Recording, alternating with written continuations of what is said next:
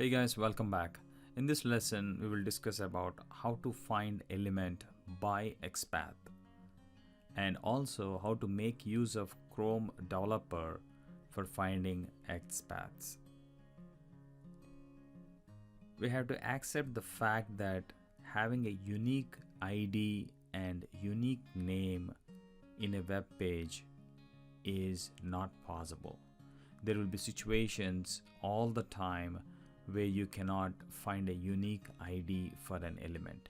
Either the ID keep on changing, which you cannot use it in the script, right? If the ID is changing, the script will not work because it's looking for certain ID and that ID is no longer present. And same applies to the name also.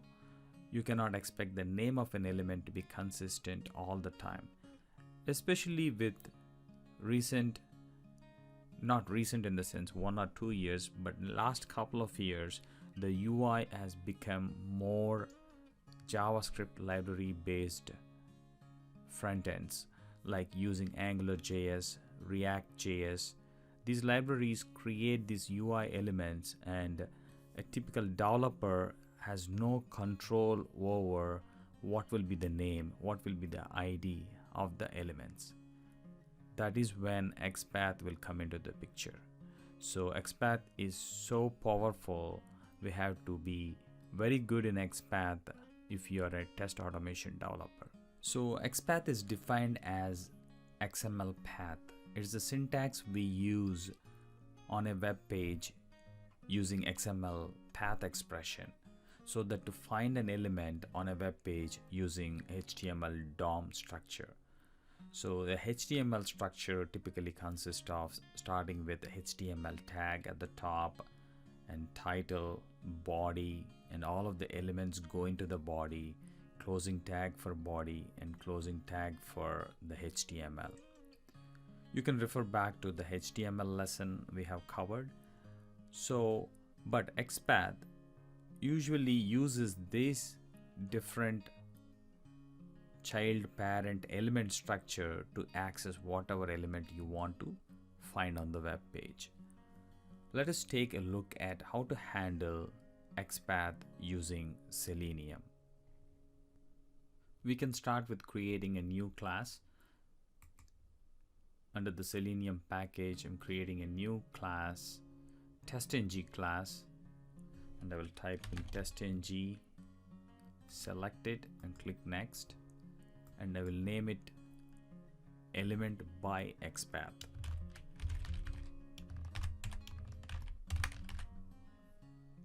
And select add before and add after methods. So in here, our typical routine, I will copy add before and add after lines of code, and we will focus on at test how to use XPath to find an element. Let us rename the test method. Instead of simply one letter, let us make it test by XPath.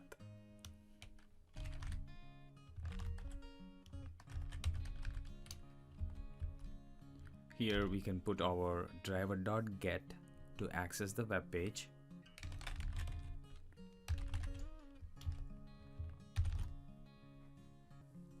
Now let us take a look at our web page and select an item to access by XPath.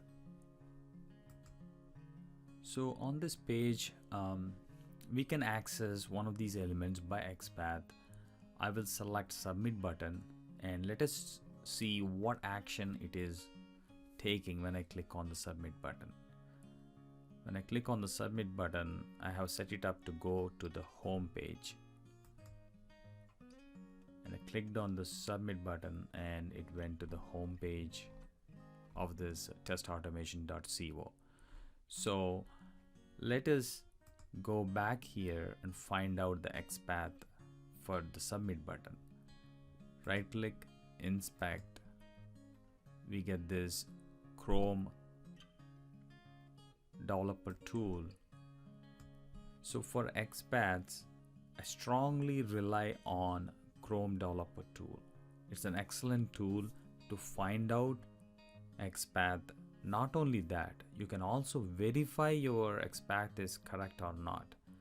That is very handy.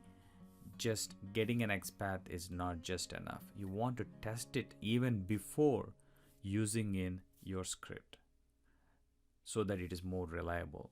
Here in the Chrome toolbar, when I click on this little icon at the top and click on submit button, it selects and locks it here. Now I can access by name, but that is not the point. We want to access it by XPath this time. Assume that this name is changing all the time. Then you cannot reliably use the name.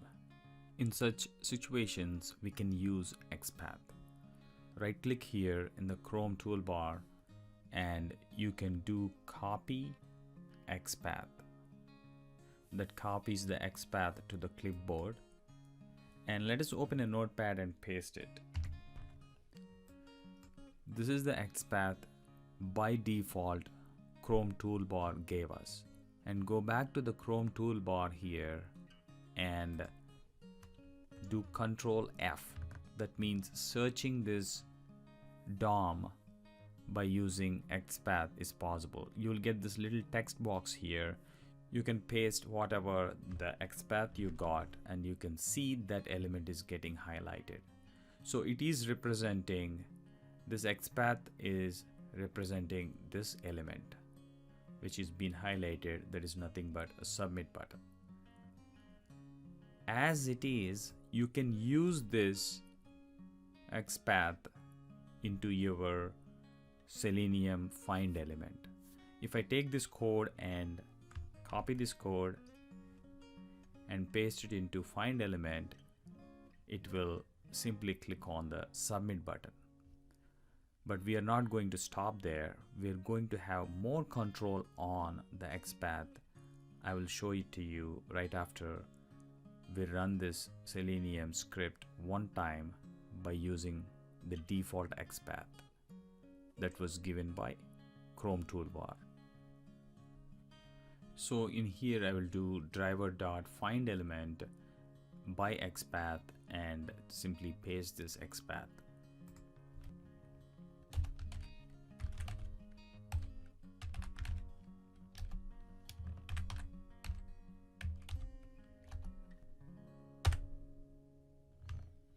And now I'm going to run this Selenium script for XPath.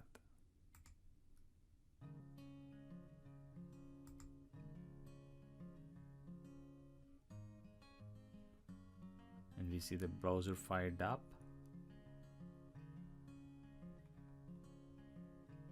And nothing happened. Again, one more chance to troubleshoot what happened behind the scenes. I'm intentionally including these errors so that you can learn from them, so that if happy path, if everything works fine, then the chances of you learning is less. Let us see what's happening here.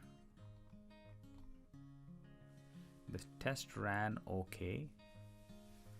This is a simple problem. I found the element, but I never did any action on it, right? It's as simple as that. So I will do dot click on it. This is the action we want to perform. Save the code and rerun.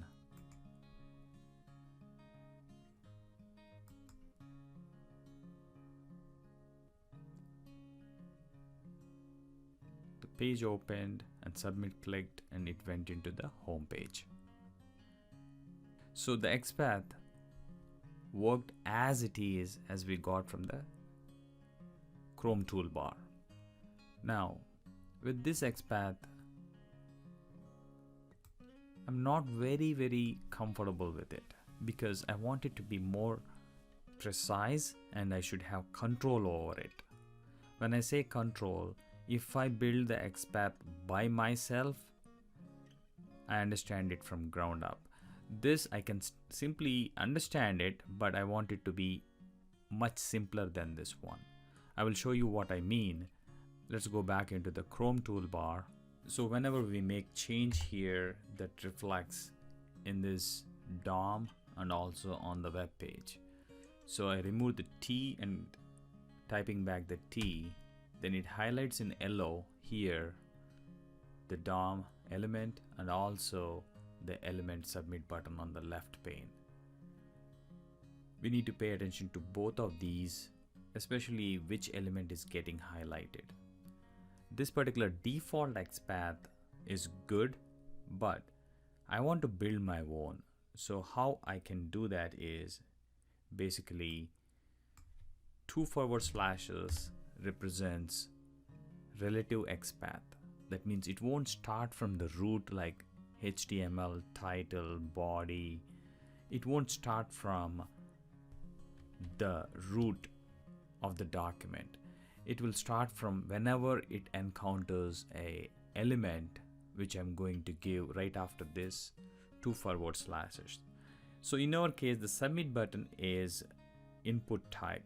So the tag is input. Let me show it to you one more time. Right click, inspect. Here the tag is input, right? So I will type in input and then I need to filter the inputs. There are 12 inputs on this page. So I need to filter it. The way I can filter it is this is of type submit. So I know that fact because the submit button is of type submit. Type submit is the attribute on the submit button. So type equal to submit. You see that this is an attribute. Name is an attribute. Value is an attribute on the submit button. So inputs, there are 12 of them on this page. Then that is not a good thing. It's not unique enough to click on the submit button, right? So I need to filter a little bit more. For that, what I will be doing is I will be filtering based upon the attribute. For that, I will use the square bracket here and use @ symbol and type,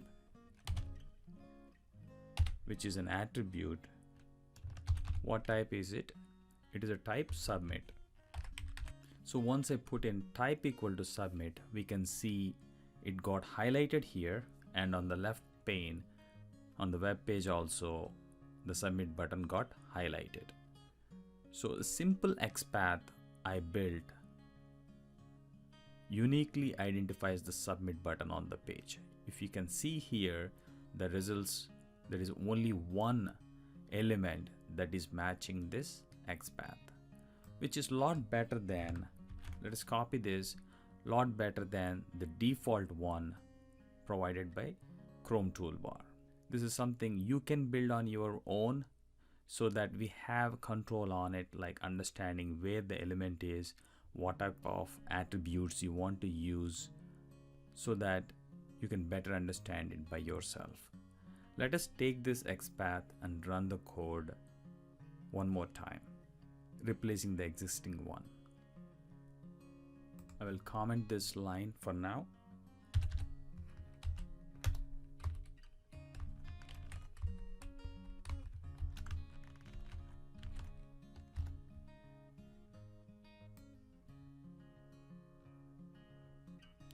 And right click, run as test-ng.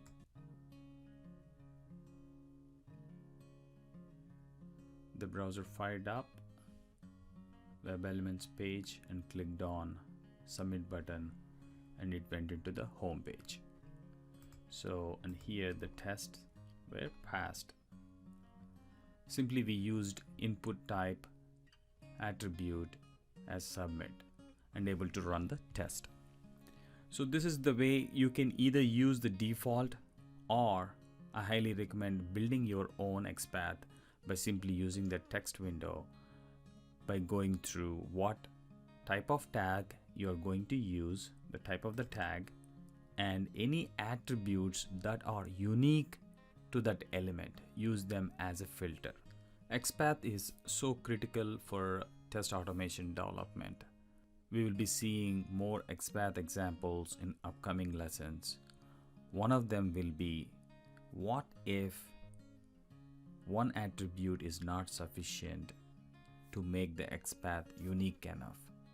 We can use multiple attributes using AND operator within the XPath. So we'll be seeing some more examples as we go forward. With this, I conclude this lesson. You may now move on. Thank you.